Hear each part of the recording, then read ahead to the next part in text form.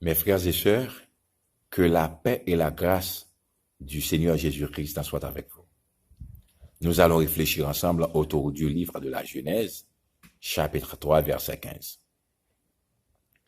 Je mettrai inimitié entre toi et la femme, entre ta postérité et sa postérité. Celle-ci t'écrasera la tête, et tu lui blesseras le talon. Parole du Seigneur. Amen. Le plan de Dieu pour la rédemption de l'homme. Le mot rédemption peut vouloir expliquer l'action de ramener quelqu'un au bien, de le racheter ou de se racheter. C'est aussi la libération par le paiement d'une rançon, délivrance de celui qui est en esclavage ou en prison pour dette. Le plan de Dieu pour la rédemption de l'homme. L'Ancien Testament souligne constamment la pensée qu'Israël appartient à l'Éternel, ayant été racheté de l'esclavage de l'Égypte. À ce titre, on peut dire que l'Exode est par excellence le livre de la rédemption. Les premiers-nés ont été délivrés par le sang de l'agneau pascal et ils devront être rachetés à leur tour par une somme payée au sanctuaire. Amen. Voir Exode chapitre 13, versets 11 à 15. Le Nouveau Testament tout entier présente le Seigneur Jésus-Christ comme le Rédempteur. Et on a pu dire que le christianisme est la religion de la rédemption. Amen. Nous étions tous esclaves du péché, de la mort, de la loi de Satan. Mais le Seigneur Jésus-Christ nous a rachetés et délivrés sur toute la ligne. Amen. Le plan de Dieu pour la rédemption de l'homme. Dans le passage que nous venons de lire, Dieu dit, « Je mettrai inimitié entre toi et la femme, entre ta postérité et sa postérité. Celle-ci t'écrasera la tête, et tu lui blesseras le talon. » Le plan de Dieu pour la rédemption de l'homme. Dieu, le créateur du ciel et de la terre, fit l'homme droit et parfait. Cependant, Satan, quand il fut précipité sur la terre, il remporta du succès dans sa manière de décevoir.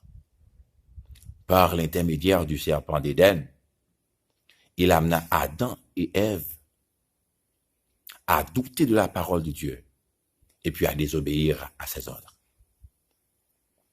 C'est ainsi l'homme devint esclave de Satan.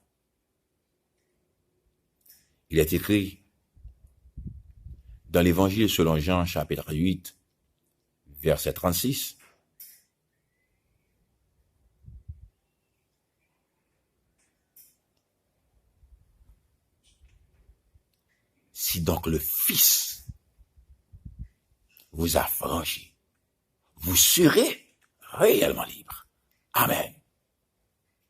Amen. Amen. Vous serez réellement libre.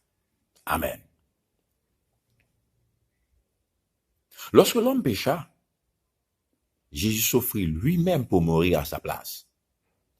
Il se disposa à payer le salaire du péché. Il est écrit, le salaire du péché, c'est la mort, mais le don gratuit de Dieu, c'est la vie éternelle en Jésus-Christ, notre Seigneur. Amen. Le plan de Dieu pour la rédemption de l'homme. La Bible déclare ouvertement qu'il a pris sur lui la nature humaine, mais sans commettre de péché. Amen. Il est écrit, nous n'avons pas un souverain sacrificateur qui ne puisse compatir à nos faiblesses. Au contraire, il a été tenté comme nous en toutes choses, sans commettre de péché. Amen. Voir Hébreux, chapitre 4, verset 15. Notre Seigneur a connu la fatigue, la faim et la soif. C'était pour nous. Amen.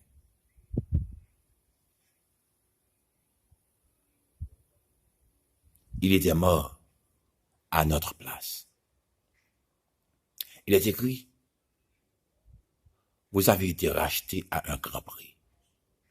Glorifiez donc Dieu dans votre corps et dans votre esprit qui appartiennent à Dieu. Amen. Première épître de Paul aux Corinthiens, chapitre 6, verset 20. Le plan de Dieu pour la rédemption de l'homme.